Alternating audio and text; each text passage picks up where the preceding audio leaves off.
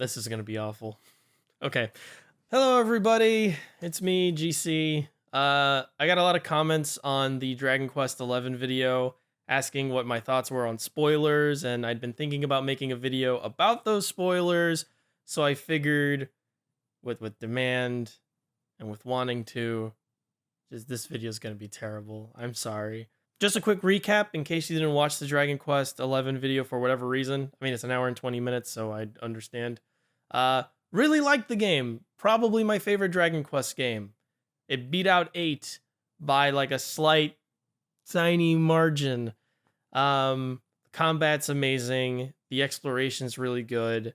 A lot of the world design I enjoyed. The narrative is phenomenal. Just all in all, a really, really good Dragon Quest game. Probably a quintessential one. If you want to get into the series, probably the one you play. Don't worry about long pauses, we'll just cut them out. So let's talk about stuff they added to the North American version, namely the Draconian mode. Draconian mode is just a couple of options you can turn on before you start a new game. Things like, oh, you can't go shopping. You don't get XP from weaker enemies. You can't run away from battles. There's a really cool option called the Shy Pox option, where it randomly throws in turns that you miss, so your character gets too nervous and he breaks down, or he farts and he's afraid someone's going to hear him.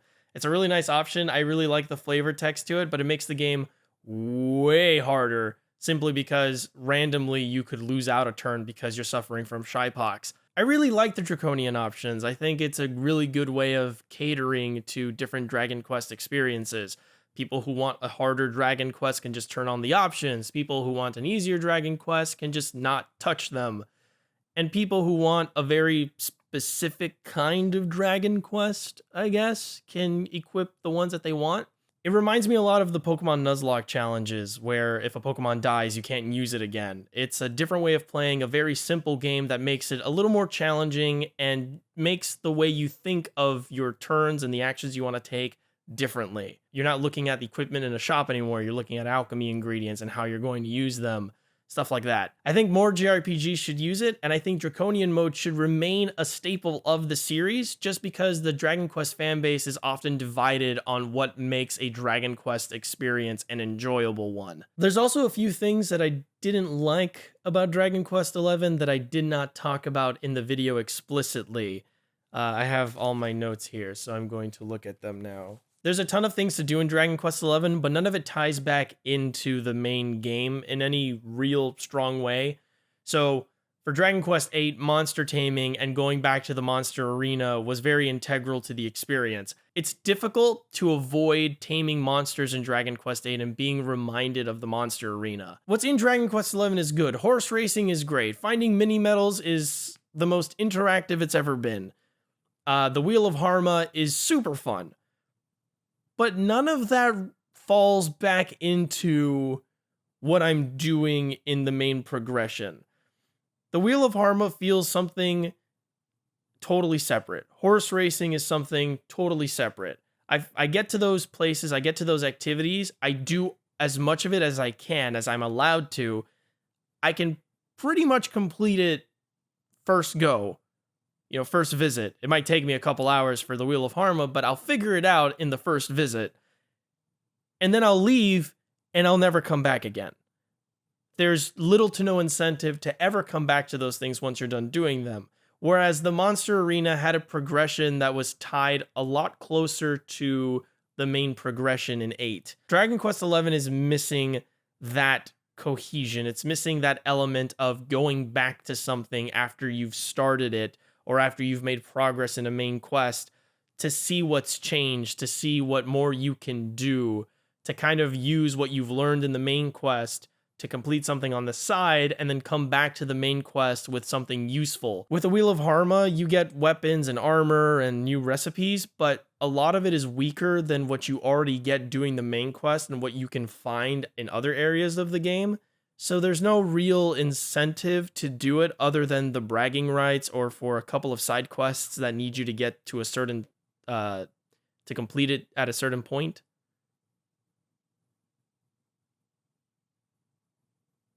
I'm a writer. everything just feels isolated. Everything feels like its own standalone activity rather than being a group of activities contributing to a central experience. And that's kind of disappointing. In the video, I talk about walking into an open area and wishing there was a special boss monster to fight. That feeling is present during the entire, or at least my entire playthrough. I could not shake the feeling that something was missing in these big spaces. And that was especially coming off of Dragon Quest VIII on the 3DS, where there is a ton of things to do. They have the photograph quest, they have the infamous monsters, they have all these blue treasure chests. They had done so much in that game to improve the overworld experience that going to Dragon Quest XI and having a lot of that missing, despite a lot of the world design being very good, the exploration mechanics being incredibly enjoyable, it still felt lacking. It still felt like there was just one piece of thing to do, one little piece of content that could have gone into that game that would have made the experience a lot more enjoyable. How many times have I said experience? A lot, right? It's a lot. It's a lot. Well, let's talk about the elephant in the room. The music sucks. No, I'm kidding. The music's fine. The music is supposed to be doing a bunch of callbacks to previous Dragon Quest games so that when you hear it, you're not thinking you're playing Dragon Quest XI, you're thinking about your experiences playing previous Dragon Quest games. For instance, you go to Hado and it plays the Japang theme from Dragon Quest III.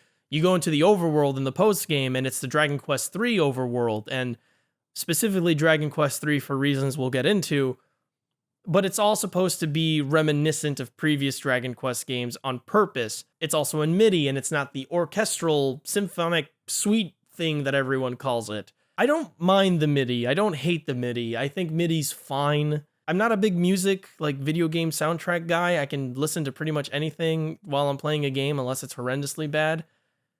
I barely recognized that it was in MIDI until halfway into the game, for instance. That's me. That's just how my brain works, I guess. Another thing that I kind of go into, but not really, is Koichi Sugiyama. And what a piece of shit he is. My opinion's kind of out there. You guys know who I am, judging from the stuff I've said in previous videos. So you kind of get an idea of why I don't like Koichi Sugiyama. And if there's one saving grace I can give to the fact that the music in Dragon Quest XI is underwhelming for many people, it's that it seems like Sugiyama is either being phased out of the productions of these games or doesn't really want to have to do with anything involving Dragon Quest so much anymore. It seems very clear considering that despite their intent, they are still reusing a ton of old soundtracks from previous games. And judging from interviews with Yuji Horii, it seems more and more like Koichi Sugiyama has little to no emphasis or power over the development of the game. He seems very much to be an outside force that they contract for the music. I really wish they find a new composer for the series. I'm sure they're going to have to eventually, because Sugiyama's a very old man and he will die very soon. Assumedly. It's clear that they don't really want to use him as much anymore. Until then, yeah, he's a piece of shit. I don't like him. So now we're going to talk about spoilers. The whole point of this video. I'm sorry. By the way, if you can see the microphone, it's okay. It's in the shot on purpose. I couldn't get it out of frame, so it's here. If you don't want to hear spoilers, I don't know why you're clicking on a video that says it's about spoilers, but just in case, hey, don't go past this point if you don't want to be spoiled on the game that I'm going to spoil in its entirety. Don't leave a comment being angry at me. So, the end of Season 1 of Dragon Quest XI. I split the game into 3 chunks. They're essentially 3 different games in one. Dragon Quest XI is essentially a trilogy of itself. At the end of the first game, the Luminary loses. You lose. You get to the final conclusion. You're going to pull the Sword of Light out of the heart of Yggdrasil, and you fucking lose. Jasper comes in. He shoots you in the back. Mordegon comes out. He takes the sword for himself. He turns it into the edgiest fucking thing I've ever seen. And then nuclear war metaphor. The world blows up, essentially. Yggdrasil explodes. Yggdrasil dies. It collapses. It triggers a massive earthquake. There's a big old, like fire coming out of the sky, I think. This is what I mentioned in my video when Yuji Horii pulls the rug out from under you. And it's just this horrible sequence of terrible things happening one after another. And you live with the guilt of that. It is such a good moment of depowering you and making you feel like you have genuinely fucked something up. And I love it. I felt angry. I was angry that I lost. I was so pissed at the villain. I remember saying I was going to go to bed right after that scene, and I ended up playing through the night and giving it another 8 or 12 hours and ended up pulling an all-nighter because I was that amped to keep going. It was great. This is when the game starts to feel like its own sequel. Very much after that big explosion scene and Yggdrasil blows up and it takes everything out, there's a fade to black, I think, and you wake up in Atlantis or Atlantia or whatever the hell it's called, the mermaid place. And in there, the queen of the mermaids kind of breaks down and recaps what's happened since you've been asleep. And it's this big montage of stuff happening and all this talk about one specific hero who's arisen from the group of people to help save the day. And it feels a lot like I was playing Dragon Quest XI 2. It felt like the first game was over and I was starting a brand new game because you start by yourself. Just like at the beginning of the game, you're by yourself.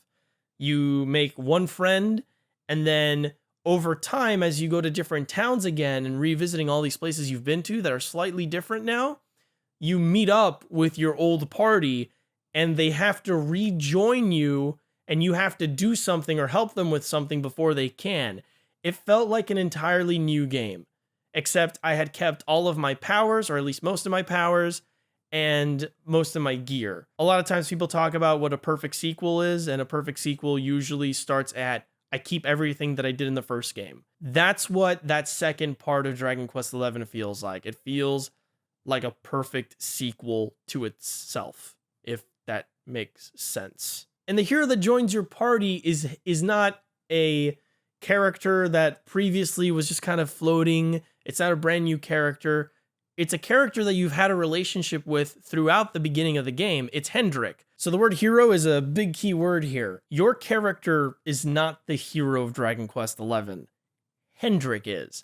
Before the calamity happens, before you, the luminary, the prophet, the guy that's going to save everything before bad stuff happens, there's no need for a hero in this world. There's monsters, there's bad guys, but everything in the world seems to more or less be in control of itself. The only thing that matters is the coming of darkness, the arrival of darkness signaled by your appearance. Your existence means that something bad is going to happen and you are the answer to stop it. So you're not the hero. You're the guy that solves the problem before the hero has to show up.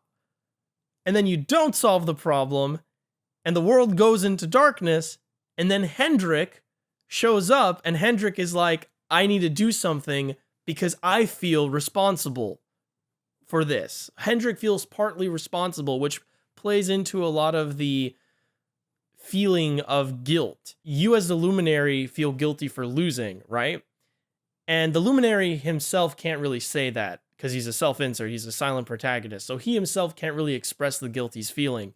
So what happens instead is you have a character who kind of played a part in you losing, and he feels guilty, and he rises up to take responsibility for it, and he tells you that he wronged you, and that's supposed to be your connection to what's happening in the story. So you team up with the hero, and you go to stop whatever's happening. King Carnelian even gives Hendrik a briefing on his mission, which is very classic Dragon Quest. Usually Dragon Quest starts with a hero being told by a king, you need to do this. I hereby charge you with saving the world. So I liked Hendrik becoming a party member, especially because you build a relationship with him over time. You encounter him many times throughout the game, and you kind of figure out what kind of person he is before he joins your party and before he becomes an ally to you. And it's this really nice twist on him as a character. His chivalry and his stoicism and his bravery gets in the way of your mission until that second part where all of those things are all of a sudden great qualities for the character to have in regards to helping you. You didn't like the guy because he wasn't on your side, but now you like the guy because he's on your side, even though nothing about him has really changed except he's on your side. I don't know if that was a little commentary on relationships and knowing people, but the motto of the game is live your life without bearing grudges and with love in your heart. So, you know, maybe this was written by someone who gave a shit. This is what I'm saying. Maybe there's a connection there. Also, Hendrik sounds incredibly close to Erdrick, Hendrik, both Dricks. It's like it's pointing. It's doing a thing. It's doing a thing. There's another callback. Thank you for the sound effect. That's great though. And then you go out into the overworld and everything is fucking trashed. All the trees are broken, they're on fire, the ground is charred, the sky is totally like blacked out. You can't see the sun. It's an eternal night, which is another callback to Dragon Quest III. I know, we'll get there. The enemy placement is different. Some of them are in different locations. Some of them are powered up. Some of them are brand new. They have different behaviors because they're a lot more confident now that the Lord of Darkness has taken over. I love it when video games reuse the same space in different ways, and Takeshi Uchikawa nailed it. Okay? You go through that overworld 3 times. It's the same overworld. The geography is the same. You move through it the same. But because the enemies are different, it also means that mountable enemies are different, which changes certain things. You can go to areas you originally couldn't get to in the other world state. So you're playing the first world state and there's an area you can't reach. And you're like, man, how do I get there? How the hell do I get there? What the hell do I do? And then you give up. And then in the second part of the game, there's a flying enemy that you can mount now. And you go, oh, that's how I do it. In essence, you're not playing through the same world 3 times. You are, but it doesn't feel that way. It's always new and interesting. There's new sparkly bits. There's new chests to find. There's new shortcuts to make. There's some areas that I never touched because I didn't even notice them in the first world state. And when I found them in the second world state or the third world state, I thought back and I wasn't sure whether or not I could have gotten there before. So it felt like things I had missed had become more visible for me. And I love that because it means I don't miss out on anything, but I also get to re-experience those areas with brand new novelty, with brand new interest. Part 2 is when they start leaning more heavily on the Dragon Quest III callbacks. You start learning about the previous Luminary, Erdwin, his friend Serenica, his friend Mordecai, his friend some guy that starts with a D. I forget what his name is. Dusty, I don't know. And the concept of time starts to become a much more obvious theme in the game. It starts talking more about the past and going back to the past and talking about what the past heroes did back in the Age of Heroes, because that's what it was called, because there were a lot of them. That's another callback to 3. And then they do something I never thought a Dragon Quest game would ever have the balls to do. So you get everyone else in your party. You meet Eric, you meet up with Rab and Jade, you meet up with Serena, you meet up with Hendrik. I mean, you already had Hendrik. And you guys are all adventuring together and you're going back to Arborea to to do it all over again. We gotta hook up again. We gotta go beat the guy and save the world. Except there's one person missing. Veronica is missing. And you don't know where Veronica is, and no one's seen Veronica. No one knows where she is. So in Arborea, Serena's like, there's one place Veronica and I always hang out at, and we said if we ever got lost from each other, we would meet each other there. So you go into Arborea, nobody knows where she is. You go into that little spot, and you see her, she's laying down by a tree, and her eyes are closed, and her hands are folded over herself, and she's not saying anything, she's not talking to anybody, and Serena's trying to get her attention, and eventually Serena reaches out her hand, and then she turns into magic and disappears. It starts to become very clear that Veronica gives her life to save everyone else. And for the first time in the series, Dragon Quest XI kills off a party member 80 hours in. I mean, character death happens all the time in other games. Party members die left and right in other JRPGs, but Dragon Quest had never had the balls to do it. Yuji Horii had never had the balls to do it. He did it with Chrono Trigger, but then you get Chrono back. In previous Dragon Quest games, like Pancraz dies. I think like one other character, like a guest character dies, but nobody's central to the plot. No integral character ever gets killed off in Dragon Quest. Veronica dying is the nail in Veronica dying is the nail in the coffin. Great. Veronica's death is the ultimate penalty for losing in that part of the game. You walk through that entire second part of the game going, oh my god, this town is blown up. Oh my god, a bunch of characters I knew are dead. Oh my god, this whole area is just ransacked. And those things get to you and they affect you and you're kind of sad about it, but not in a very personal way. They're the personal element of oh, someone I care about is dead. Especially because the start of that second part opens with, hey, your mom and your shitty girlfriend are still alive. Veronica's death is a personal one because it's also affecting you mechanically. It's a party member you can't use. Throughout the entire second part of that game, you can't use any of Veronica's spells, and she's one of your highest damage dealers. She is incredibly powerful, and you are severely handicapped through that second part of the game until the very end of that part when Serena, surprise, surprise, gets Veronica's powers through weird sister magic, I guess. When you look at Serena and Veronica's skill trees, you can kind of see the foreshadowing there. They're mirrored reflections of each other, and they take on the appearance of a seed sprouting a stem. It's going in different directions. I don't know why it gives me that impression, but it does. And then when Serena gets Veronica's powers, those two trees combine, and the map itself for Serena's skill points looks like a flower in full bloom. It is Serena coming into her, I guess, full power. It's almost like the death of her sister kind of registered to her as like, this is a serious thing. Like, I need to get serious. I need to really put everything I've got into this.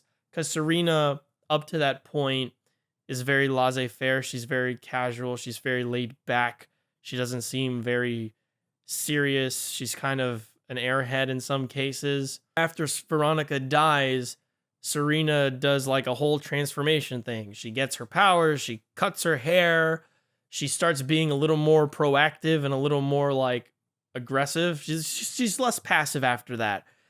And it really feels like the character had growth after being on her own for so long. But narratively, there's this really tense scene. Everyone's sad. No one's making a joke. There isn't any weird juxtaposition like that. You have to watch Veronica's parents mourn the loss of her child. You watch a funeral. You watch Serena cry her eyes out. And you just feel fucking miserable. And it's great. It's fucking great. Dragon Quest is an emotional series. It doesn't necessarily avoid telling sad stories. But in the past, it's very hard to get across the amount of emotion that Yuji Horii most likely wanted you to feel. In that scene, you understand that he understands that he had the budget and he had the ability to really tug at your heartstrings, and he gets it right. Yuji Horii does this repeatedly throughout Dragon Quest XI. Every emotional moment has an impact, and you are there for the ride, and you are taking the bait, hook, line, and sinker. And he leads in with all this depressing stuff, and it bogs down on you, and it makes you feel guiltier and worse about fucking it up, and you're put through all these people's stories, just trying to pick up pieces of what's left after this huge calamity, and presents you with that existential question that I think about often. And it's, if you could go back and do everything all over again, would you? And could you live with that decision? So in this part of my notes, I have this written as rewinding time and the existential dread of living with the consequences. Part 2 of Dragon Quest XI also has a lot of stuff about getting to know your characters better, becoming closer with your party members, understanding their grievances, their own guilt, their own responsibilities that they're trying to deal with. And the entire party as a whole becomes closer. They become more like family to each other. They're very tight-knit. By the end of part 2, they are incredibly tight-knit. They are almost inseparable. You beat Mordegon, the world is saved, it's really messed up, but with a little elbow grease, it'll get fixed. Some people are dead and you're mourning for them. And you have this bittersweet feeling of victory because everyone, well, not everyone, but a good amount of people are dead and you could have done it better, but that's just not the way things panned out. And then to unlock the post game, you have to go to a tower. I think it's called the Tower of Lost Time. It's time lost. It's blatantly symbolic of mistakes and failures and things you wish you could take back. You go to this tower and you are asked a question. Do you want to go back in time and save the world again? The right way. As a character, your immediate gut reaction is to do it, and the rest of your party stops you. You try to go up to the thing, and everyone stands in front of you and says, we can't let you do this. We can't let you disappear. Because it's made clear that the world that you live in right now, the world that you're living in, will continue to exist without you. Which is the crazy thing. It's you go back in time, but this universe, this timeline will continue. So it'll be as if you never, it'll be as if you died from this point on if you go back in time in this reality. And you talk to them and eventually they stand aside and they say, you know what, whatever you want to do, we support you, blah, blah, blah, blah, blah, blah, blah. And as a player, this decision is so much more dire because of the consequences that you as a player are thinking about. If you go back in time, you never find out about Eric's sister. If you go back in time, there's a possibility that Hendrik won't be on your side anymore and you won't be friends anymore. If you go back in time, Sylvando might not have the conversation with his father. If you go back in time, you might not bond with Rab like you did in the second part. All of the character development from part 2 would have never happened if you go back in time. And when you do go back in time, you feel those changes. You feel that reversing of intimacy. Everyone's more distant with each other. Everyone's a little colder. Things seem a little more clinical. You never get that big scene of you guys teaming up and swearing your allegiance to each other. None of that's there. None of that happens. And you live with the knowledge that the people you had gotten to know in that second part, you left them behind. They are in a totally different universe, and you have to live with that. You have to live with knowing that because you wanted to live in a better world, because you wanted to keep someone alive in a different timeline, because you wanted a better future for everyone else, you left behind that intimacy. You left behind that closeness. You removed part of the love in your life so that other people can be happier. And that fits right in line with the theme of the game, of living life with love in your heart. And it's a hard decision.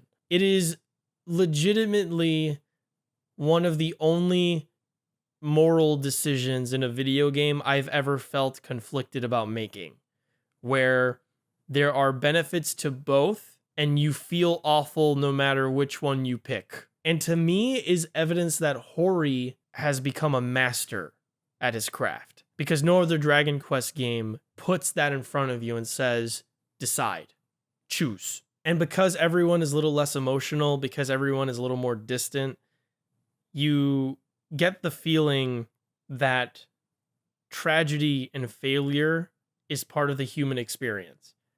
You get the feeling that's what the game is trying to get across to you. When bad things happen to you, you learn to appreciate when good things happen to you more.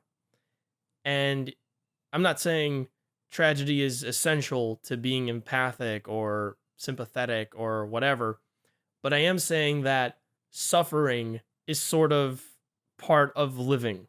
And I think the game was very much trying to get that across and saying that, yeah, you will suffer, but what's important is that you don't bear grudges for that suffering. What's important is that you don't stop loving people for that suffering.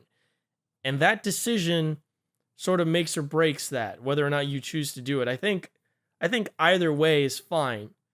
Either way, you're making a decision based on your love for other people, your love for yourself, what you feel is the right thing. It's ambiguous. It's not answered for you. It doesn't tell you, oh yeah, you did a good job by going doing the post game. It's left up for you to decide how you feel about that decision and whether or not you made the right one. And I think it's important to note that at the very end of the game, it isn't you who goes back in time yet again to save the world. It's Serenica. At the end, you give her the power of the Luminary, and she goes back in time to save Erdwin from getting killed. I think the point the game is trying to make with that ending is that while you yourself can't actually go back in time, and even if you could, it would have a whole bunch of consequences and dilemmas for you to sort out, it's possible to give someone else the opportunity to right those wrongs, or to at least try things a second time without screwing them up. I don't necessarily think Dragon Quest XI's takeaway is about forgiveness, more about allowing people who've made mistakes in the past to do right by you, to allow them to sort of grow from their experiences and to move on and to find love in their heart and to let go of their grudges. But sending Serenica back in time to save Erdwin also sets in motion the plot of Dragon Quest III. That's why Serenica, Erdwin, Mordecai, and that other person whose name I keep forgetting, Donut Hole, are all callbacks to Dragon Quest III. That's why the overworld theme is from Dragon Quest III, while a lot of the music is from Dragon Quest III. Because the Age of Heroes in Dragon Quest XI is the time of Dragon Quest III. That's the era. That's the age they're in. They are in the timeline that takes place during, in the same, I guess, year or whatever Dragon Quest uses to mark its date. It takes place at the same time as Dragon Quest III, around there, maybe a little earlier, maybe a couple years earlier, like a 10 or so, just around there, because after the credits, there's a post-credit scene that includes Serenica waking up a little boy in his bed, and I think she calls him, I forget what it is, but I think it's the Dragon Quest III protagonist's canon name. And if it's not, and I'm wrong about that, it's still very clear that that is the opening to Dragon Quest III, where your mom wakes up a kid who's lying in bed. That is an amazing reveal, not just because it makes sense now why Erdwin looks like the protagonist from Dragon Quest III, not just because it's got all these callbacks to Dragon Quest III, but because Dragon Quest XI, when you think about it, is both the latest game in the timeline and the earliest game in the timeline. The title Echoes of an Elusive Age isn't just about the fact that it pays homage to all of the games in the series. It is the progenitor of the entire series and also an homage. It is an elusive age that technically doesn't exist in the Dragon Quest timeline because it starts the Dragon Quest timeline through time travel. This shit is crazy, and you start connecting all the games together because the game itself is connecting the games together, ultimately at the end, where just before the credits play out in the post game, you get called Hendrik. You get given the title of Hendrik, and it cuts. Well, it doesn't cut, but there's like a really sweet transition where the Sword of Light shows up on a fucking mountain, and the hero from Dragon Quest 1 pulls it out of the fucking cliff. This guy. Where is he? This guy. This guy grabs the sword and pulls it out, and he looks at the fucking Dragon Lord's castle. That's amazing. That's fucking fantastic. That is so good. So good. The way the model looked in the cutscene also implies that it might, I mean, this is way out there, but it might imply that they're remaking those games.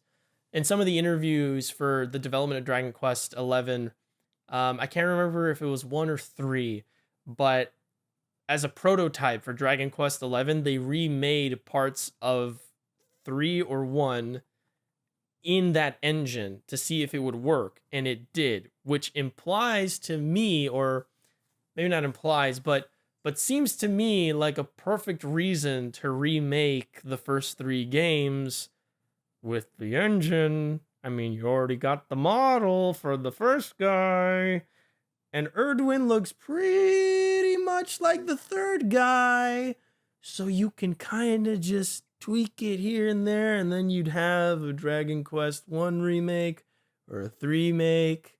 I don't know. I'm just saying, I'd buy that in like a hot minute. I really would. And there's a very important detail in that post-credit scene. I don't know if any of you guys noticed it, but there are 2 books, both with the same insignia. I'm assuming it's I can't remember, I think it's the Luminary sign or like an Yggdrasil tree or something. And there's 2 books. 2 books. Okay? It's 2 books, and she closed one and put another one on the shelf. Now, this could mean a lot of things. By the way, if you count the number of books on the shelf, I believe it's like 11 or 12.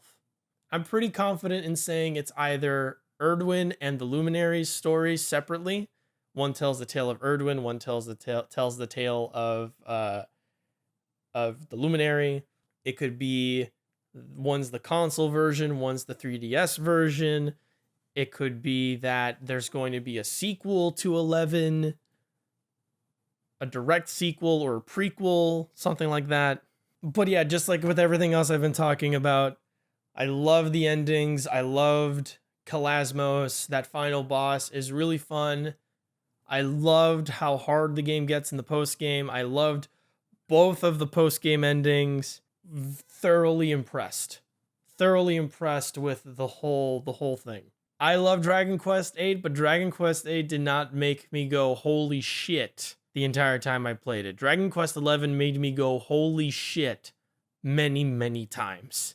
There is one thing I wanted to stress, because I don't talk about it in the video, and it's the importance of good localization.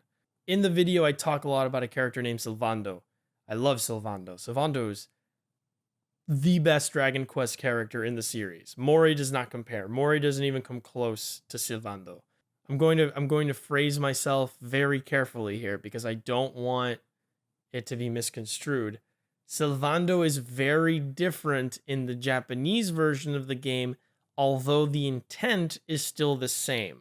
They do some things that are counterproductive to the character themselves, to the intent they wanted that character to have, but for the localization, they worked really closely. I looked at interviews, and Uchikawa and Hori were both stressing that they understand that the difference in cultures, and they wanted to work with localizers to ensure that their intent behind Sylvando's character was maintained and was genuinely what they wanted it to be, which I'm going to assume, was a very sympathetic, a very nurturing, sentimental character, a human character that would be the crowd favorite, that everyone could attach themselves to.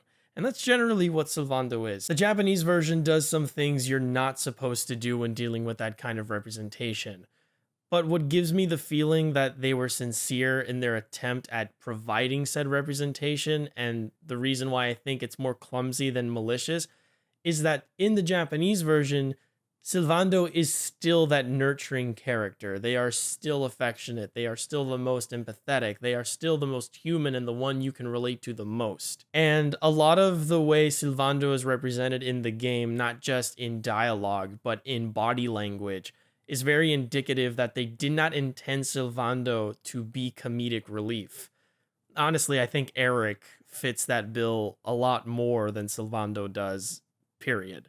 I just wanted to stress how important good localization was and point out the mindfulness Hori and Uchikawa had in ensuring that Sylvando remained the character they wanted them to remain across versions. I think the inclusion of that character and the conscious decision to make them the most emotionally connecting is a sign that Hori is paying attention to the wider scope of his audience. It's a sign that he's listening to younger perspectives that are around him, that he's surrounding himself with people who think differently than him. And I really hope this is the direction Dragon Quest continues to take with its characters. And there's a modding community for Dragon Quest XI. Right now, it doesn't seem like we can do a whole lot with the game itself. Most of the mods you're going to find are model swaps, texture swaps, skin recolors. That sort of thing is cool, but I would love to see more people get involved and try to find a way to add content into the game. I would love to find out somebody injected infamous monsters into the game, or rearranged the party lineup, or added more draconian options, for example. Basically, I want more mods that let me play the game more, I guess. Maybe somebody can mod in Mori as a playable character. Maybe I'd endorse that. And that's it. That's all of my thoughts that I want to share on Dragon Quest XI. That's the whole thing. I don't know how to end these. Anyway, if you watched the Dragon Quest XI video, if you watched the Dragon Quest retrospectives, if you watched this, either way, I'm really thankful for you guys. Like, I want to stress that again. Like, I am really thankful for you guys. I appreciate you wanting to hear my opinions. That's pretty fucking cool. Please go watch the Yakuza retrospectives when they go up. The first one's already up. Please stay tuned for more stuff. I've got some ideas that may or may not pan out, but Yakuza 2 is probably on its way soon. And yeah. I'll see you guys later.